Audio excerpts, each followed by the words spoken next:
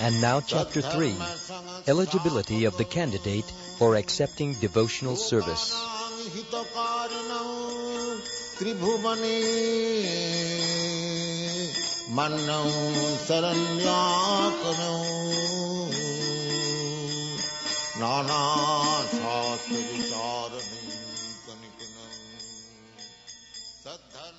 On account of his association with Mahatmas, or great souls, 100% in the devotional service of the Lord, one may attain a little bit of attraction for Sri Krishna.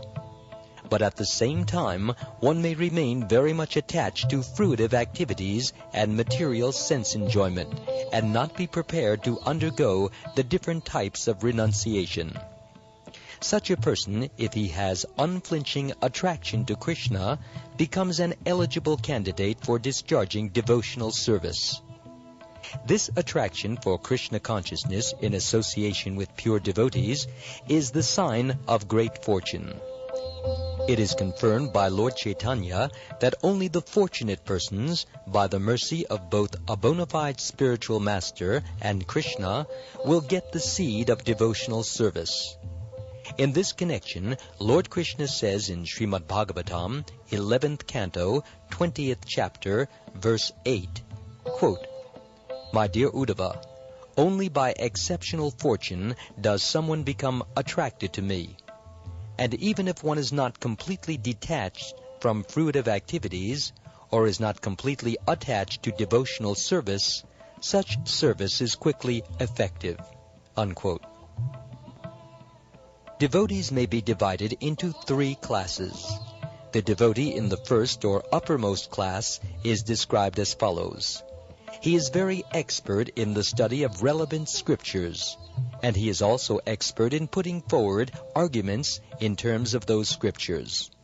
He can very nicely present conclusions with perfect discretion, and can consider the ways of devotional service in a decisive way. He understands perfectly that the ultimate goal of life is to attain to the transcendental loving service of Krishna, and he knows that Krishna is the only object of worship and love. This first-class devotee is one who has strictly followed the rules and regulations under the training of a bona fide spiritual master, and has sincerely obeyed him in accord with revealed scriptures. Thus, being fully trained to preach and become a spiritual master himself, he is considered first class. The first-class devotee never deviates from the principles of higher authority, and he attains firm faith in the scriptures by understanding with all reason and arguments. When we speak of arguments and reason, it means arguments and reason on the basis of revealed scriptures. The first-class devotee is not interested in dry speculative methods meant for wasting time. In other words, one who has attained a mature determination in the matter of devotional service can be accepted as the first-class devotee.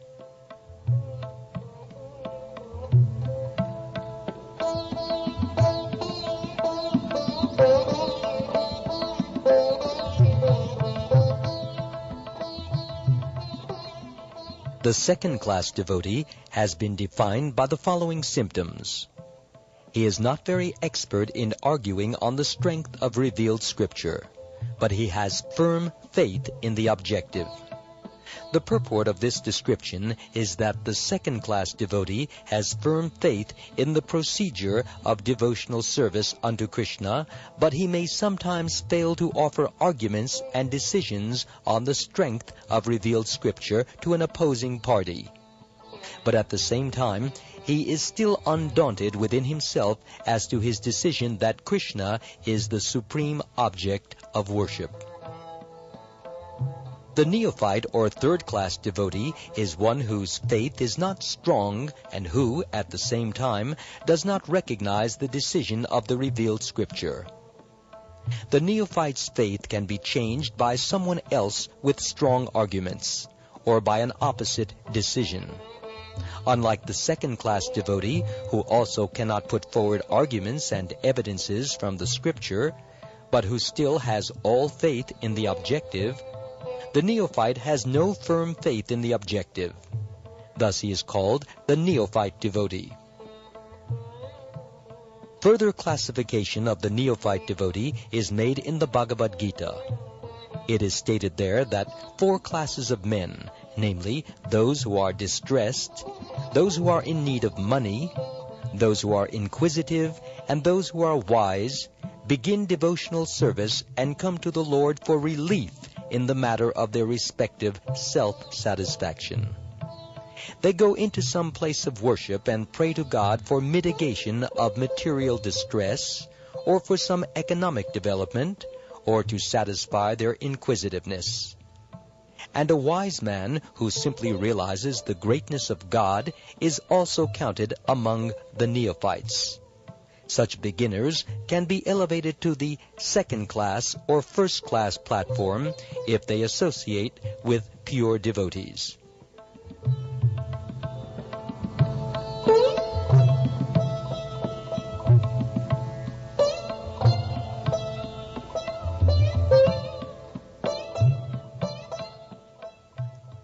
An example of the neophyte class is Maharaj Dhruva. He was in need of his father's kingdom, and therefore engaged himself in devotional service to the Lord. Then in the end, when he was completely purified, he declined to accept any material benediction from the Lord. Similarly, Gajendra was distressed and prayed to Lord Krishna for protection, after which he became a pure devotee. Similarly, Sanaka, Sanatan, Sananda, and Sanat Kumara were all in the category of wise, saintly persons, and they were also attracted by devotional service. A similar thing happened to the assemblage in the Naimisharanya forest, headed by the sage Shonaka. They were inquisitive and were always asking Sutta Goswami about Krishna. Thus they achieved the association of a pure devotee and became pure devotees themselves. So that is the way of elevating oneself.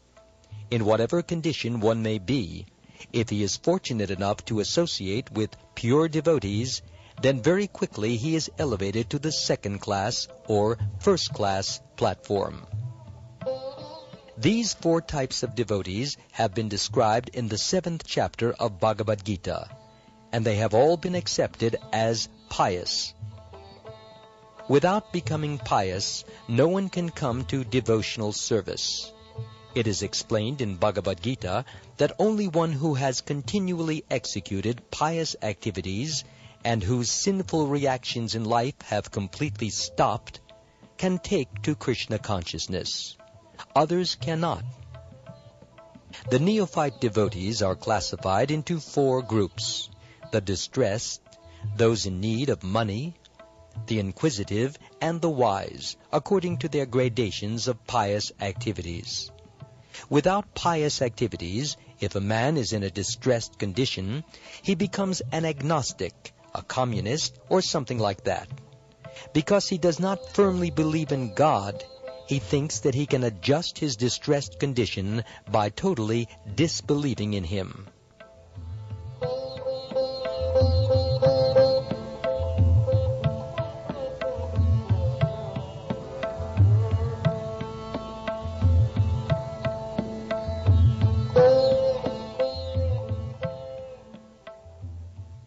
Lord Krishna, however, has explained in the Gita that out of these 4 types of neophytes, the one who is wise is very dear to him, because a wise man, if he is attached to Krishna, is not seeking an exchange of material benefits. A wise man who becomes attached to Krishna does not want any return from him, either in the form of relieving distress or in gaining money. This means that from the very beginning, his basic principle of attachment to Krishna is, more or less, love. Furthermore, due to his wisdom and study of Shastras, or scriptures, he can understand also that Krishna is the Supreme Personality of Godhead. It is confirmed in Bhagavad Gita that after many, many births, when one becomes actually wise, he surrenders unto Vasudeva, knowing perfectly well that Krishna, or Vasudeva, is the origin and cause of all causes. Therefore, he sticks to the lotus feet of Krishna and gradually develops love for him. Although such a wise man is very dear to Krishna, the others are also accepted as very magnanimous, because even though they are distressed or in need of money, they have come to Krishna for satisfaction. Thus they are accepted as liberal, broad-minded Mahatmas. Without being elevated to the position of a jnani or wise man, one cannot stick to the principle of worshipping the Supreme Personality of Godhead. The less intelligent, or those whose intelligence has been taken away by the spell of Maya, are attached to different demigods on account of the influence of the modes of nature. The wise man is he who has thoroughly understood that he is spirit soul and not simply a body. Because he realizes that he is spirit and Krishna is the Supreme Spirit, he knows that his intimate relationship should be with Krishna, not with this body. The distressed and the man in want of money are in the material concept of life, because distress and need of money are both in relationship with this body. One who is inquisitive may be a little above the distressed and the man in need of money, but still he is on the material platform. But a wise man who seeks Krishna knows perfectly well that he is spirit soul or Brahman, and that Krishna is the Supreme Spirit Soul or Para-Brahman. He knows that the Spirit Soul, being subordinate and finite, should always dovetail himself with the Infinite and Supreme Soul, Krishna. That is the relationship of the wise man with Krishna.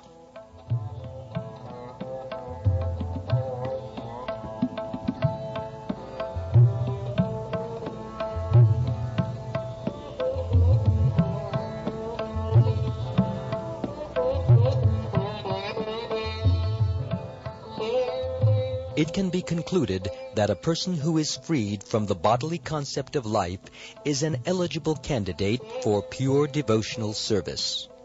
It is also confirmed in the Bhagavad Gita that after Brahman realization, when one is freed from material anxieties and can see every living entity on an equal level, he is eligible to enter into devotional service. As stated before, there are three kinds of happiness: material, spiritual, and devotional. Devotional service and the happiness due to its execution are not possible as long as one is materially affected. If someone has desire for material enjoyment or for becoming one with the Supreme, these are both considered material concepts. Because the impersonalists cannot appreciate the spiritual happiness of association and the exchange of loving affairs with the Supreme Personality of Godhead, their ultimate goal is to become one with the Lord. This concept is simply an extension of the material idea. In the material world, everyone is trying to be the topmost head man among all his fellow men or neighbors. Either communally, socially, or nationally, everyone is competing to be greater than all others in the material concept of life. This greatness can be extended to the unlimited, so that one actually wants to become one with the greatest of all, the Supreme Lord. This is also a material concept, although maybe a little more advanced.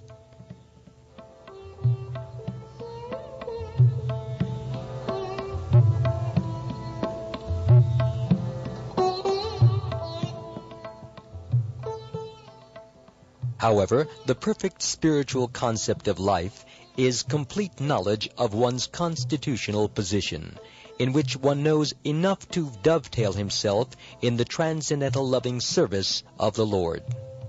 One must know that he is finite and that the Lord is infinite.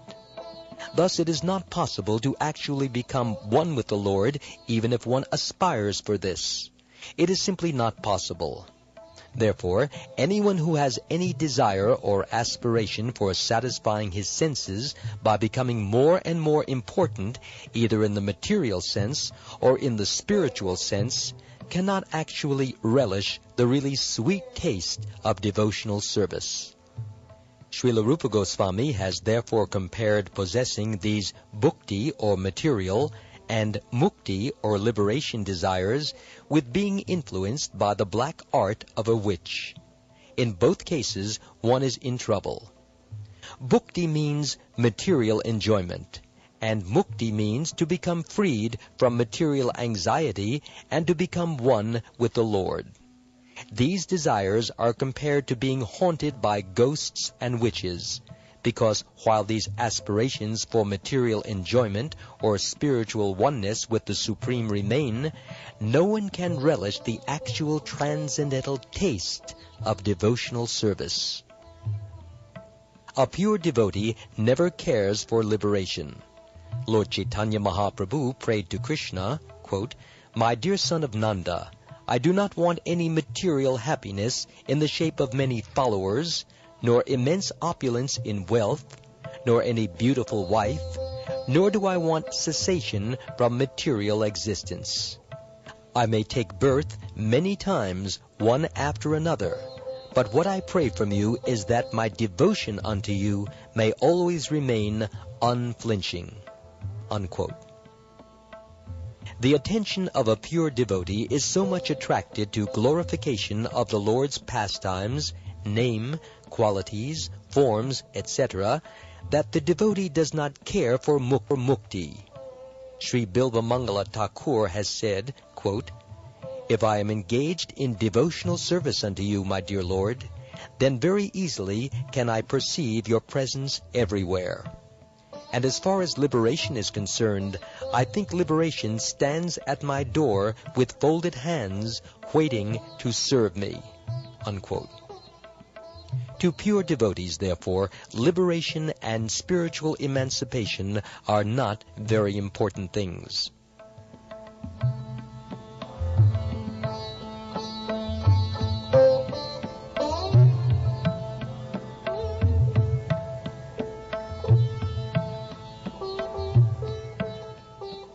In this connection, in the third canto of the Srimad Bhagavatam, chapter 25, verse 36, Kapila Dev has advised his mother Devahuti as follows, quote, "My dear mother, my pure devotees are charmed by seeing my different forms, the beauty of my face, the structure of my body so enchanting. My laughing, my pastimes, and my glance appear to them so beautiful that their minds are always absorbed in thoughts of me, and their lives are dedicated fully unto me. Although such people do not desire any kind of liberation or any kind of material happiness, still I give them a place among my associates in the supreme abode." Unquote.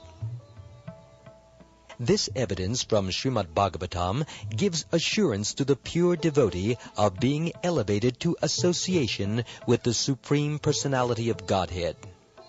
Srila Rupa Goswami remarks in this connection that one who is actually attracted by the beauty of the lotus feet of Sri Krishna or his service, and whose heart by such attraction is always full with transcendental bliss, will naturally never aspire after the liberation which is so valuable to the impersonalists. A similar passage is also there in the third canto, fourth chapter, verse 15 of the same book, wherein Uddhava addresses Lord Krishna and says, quote, "My dear Lord, for persons who are engaged in your transcendental loving service, there is nothing worth obtaining from religiousness, economic development, sense gratification, or liberation, although happiness from these different sources can be very easily had by them. In spite of such facilities, my dear Lord, I do not aspire to achieve any such results. My only prayer is that I may have unflinching faith, and devotion unto your lotus feet." Unquote.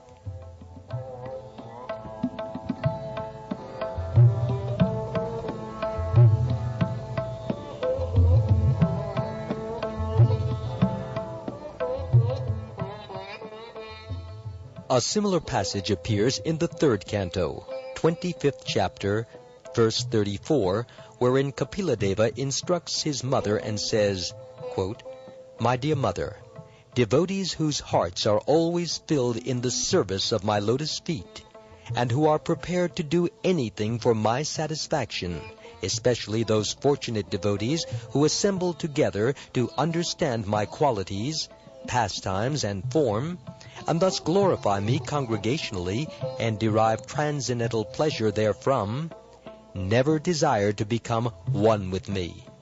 And what to speak of becoming one with me if they are offered a post like mine in my abode, or opulence like mine, or even personal association with me with similar bodily features, they refuse to accept, because they are satisfied simply by being engaged in my devotional service." Unquote. In Srimad Bhagavatam, 4th canto, 9th chapter, verse 10, King Dhruva says, quote, "My dear Lord, the transcendental pleasure derived by meditation upon your lotus feet, which is enjoyed by the pure devotees, cannot be approached by the transcendental pleasure derived by the impersonalists through self-realization. So how can the fruitive workers, who at most can aspire to promotion to the higher heavenly planets, understand you, and how can they be described as enjoying a happiness similar to the devotee's happiness?" Unquote.